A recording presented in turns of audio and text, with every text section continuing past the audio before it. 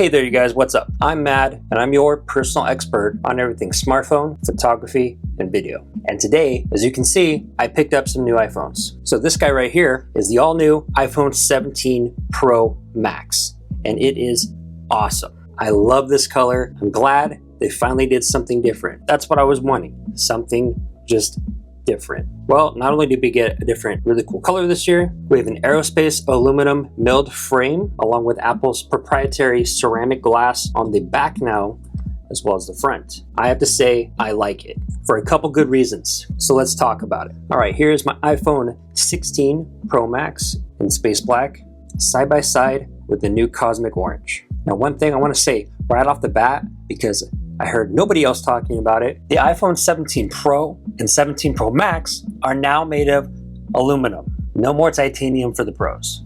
For the iPhone 15 and 16 models, Apple started rolling with titanium. Titanium this, titanium gray, titanium silver, it was even in the names. But they ran into thermal issues, which, let's be honest, we're kind of already there with the stainless steel frames before, but they ended up saying just as bad when they moved from the stainless steel to the titanium on the 15 and 16 series. Now, secretly, here I am in the background, secretly wishing that they were all made of the aerospace aluminum.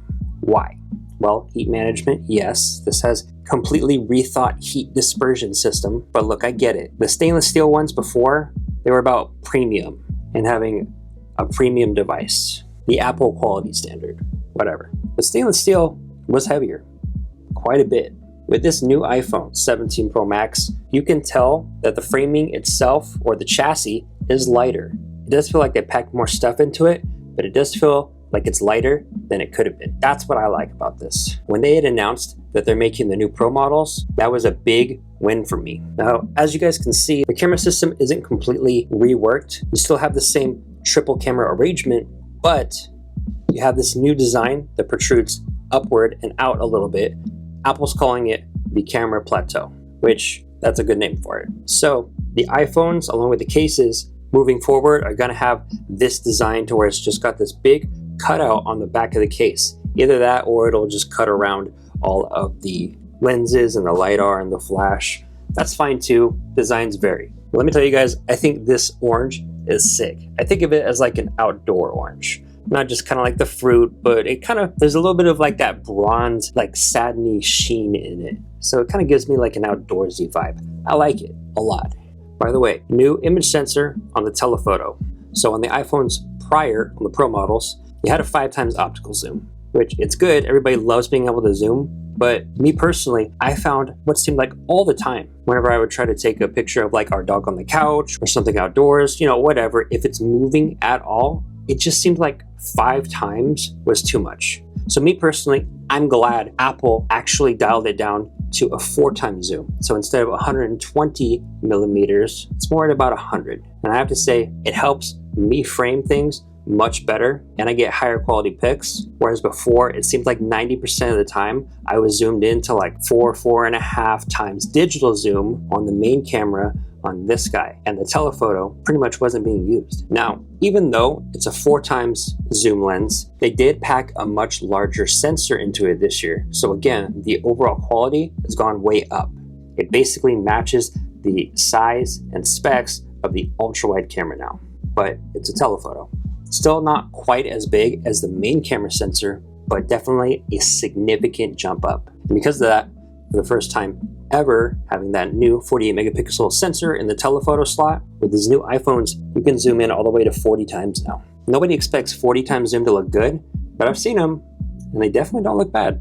So I'm impressed. So all of this with the inclusion of the A19 Pro chip, there's a lot of good stuff to go around. Plus, Apple is advertising better battery life than ever. From my testing so far, I would say you get about 1 hour to 2 hours better battery life than if you had something like a 16 Pro Max. But that's still very early on in testing. Now, in my opinion, the absolute hands down best new upgrade of the iPhone 17 series is the new front camera. But let me show you why I'm excited about it.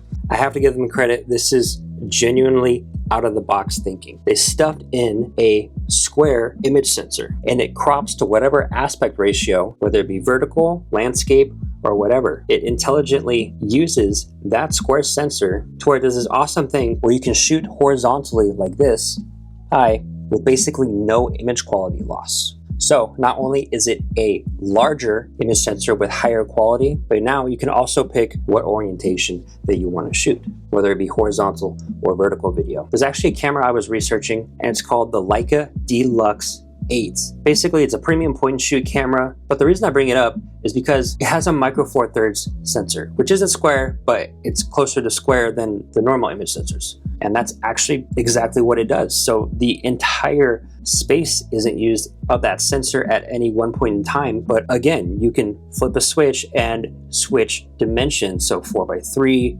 3:2, 16:9, whatever. It just so happens that that same utilization of resizing and changing the aspect ratio has made this front-facing camera a game changer. It's so much better. Well, the stock camera app is great, but Apple also has Final Cut Camera, which is a great application as well. It's got more in-depth features, like for example, shooting in log, but you can have a color conversion for a view assist to where even though you're shooting in log format, it'll show a converted image to a Rec. 709 color space. So I love the Final Cut Camera app for a lot of reasons, not just that, but I love the Final Cut Camera app because it has things that the stock camera app doesn't. And I also love the Blackmagic camera app. That app is fantastic. Here's one thing, iPhone's regular camera app has a huge leg up. If I record a video of myself right now, as you can see, it's recording the video as well as the audio like any video. But if I take that video that I just recorded and edit it,